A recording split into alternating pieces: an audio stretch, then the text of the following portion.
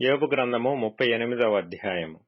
అప్పుడు యెహోవా సుడిగాలిలో నుండి ఈలాగున యోబునకు ప్రత్యుత్తరమిచ్చెను. జ్ఞానము లేని మాటలు చెప్పి ఆలోచనను చెరుపుచున్న వీడెవడు? పౌరుషము తెచ్చుకొని నీ నడుము బిగించుకొనుము.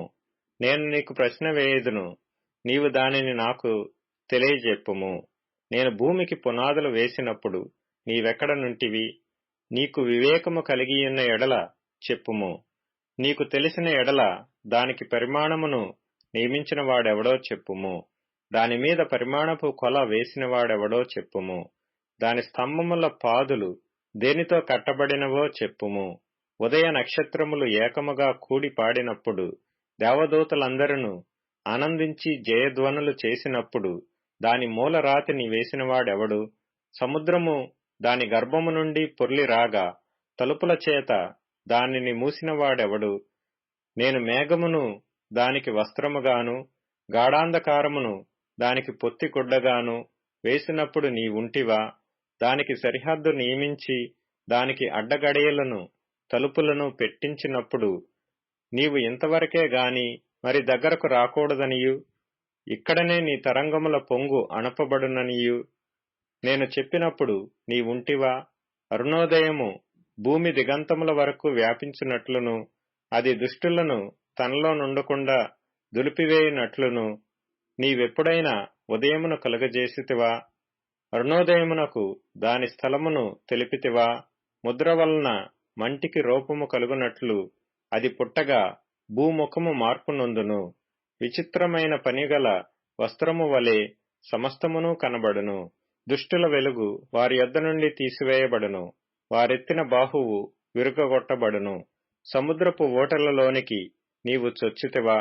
మహాసముద్రము అడుగున నీవు సంచరించితివా? మరణద్వారములు నీకు తెరవబడిన మరణాంధకార ద్వారములను నీవు చూచితివా? భూమి వైశాల్యత ఎంతో నీవు గ్రహించితివా? నీకేమైనా తెలిసిన ఎడల చెప్పుము. వెలుగు నివసించు చోటునకు పోవు మార్గమేది? చీకటి అను దాని ఉనికి పట్టు ఏది? దాని సరిహద్దునకు నీవు వెలుగును కొనిపోవుదువా? దాని గృహమునకు పోవు త్రోవలను నీవెరుగుదువా? ఇదంతయు నీకు తెలిసియున్నది గదా. నీవు బహువృద్ధుడవు. నీవు అప్పటికి పుట్టియింటివి. నీవు హిమము యొక్క నిధులలోనికి చొచ్చితివా? ఆపత్కాలము కొరకును యుద్ధము కొరకును యుద్ధ దినము కొరకును నేను దాచియించిన వడగండ్ల నిధులను నీవు చూచితివా? వెలుగు విభాగింపబడు చోటికి మార్గమేది? తూర్పు గాలి ఎక్కడ నుండి వచ్చి భూమి మీద నఖముఖములను వ్యాపించును? నిర్మానుష్య ప్రదేశము మీదను జనులు లేని ఎడారిలోను వర్షము కురిపించుటకును, పాడైన ఎడారిని తృప్తిపరచుటకును, లేతగడ్డి మొలిపించుటకును, వరద నీటికి కాలువలను, ఉరుములోని మెరుపునకు మార్గమును నిర్ణయించువాడెవడు? వర్షమునకు తండ్రియున్నాడా? మంచు బిందువులను పుట్టించువాడెవడు? మంచుగడ్డ ఎవని గర్భములో నుండి వచ్చును? ఆకాశము నుండి దిగు మంచును ఎవడు పుట్టించును?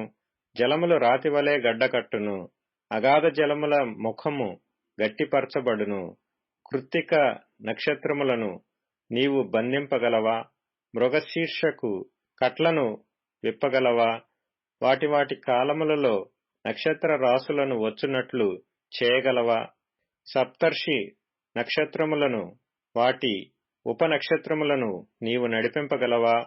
ఆకాశ మండలపు కట్టడలను నీవెరుగుదువా? దానికి భూమి మీద గల ప్రభుత్వమును నీవు స్థాపింపగలవా? జలరాశులు నిన్ను కప్పునట్లు మేఘములకు నీవు ఆజ్ఞ ఇయ్యగలవా? మెరుపులు బయలు వెళ్లి చిత్తము ఉన్నామని నీతో చెప్పినట్లు నీవు వాటిని బయటికి రప్పింపగలవా? అంతరింద్రియములలో జ్ఞానముంచిన వాడెవడు? హృదయమునకు తెలివినిచ్చిన వాడెవడు? జ్ఞానము చేత మేఘములను వివరింపగలవాడెవడు? ధూళి బురదయై పారునట్లును, మంటి పెడ్డలు ఒకదానినొకటి అంటుకొనున్నట్లును ఆకాశపు కలశములలోని వర్షమును కుమ్మరించువాడెవడు? ఆడుసింహము నిమిత్తము నీవు ఎరను వేటాడదవా?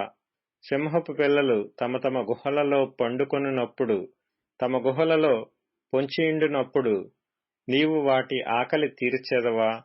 తిండి లేక తిరుగులాడుచు కాకి పిల్లలు దేవునికి మొర్రపెట్టినప్పుడు కాకికి ఆహారము సిద్ధపరచువాడెవడు?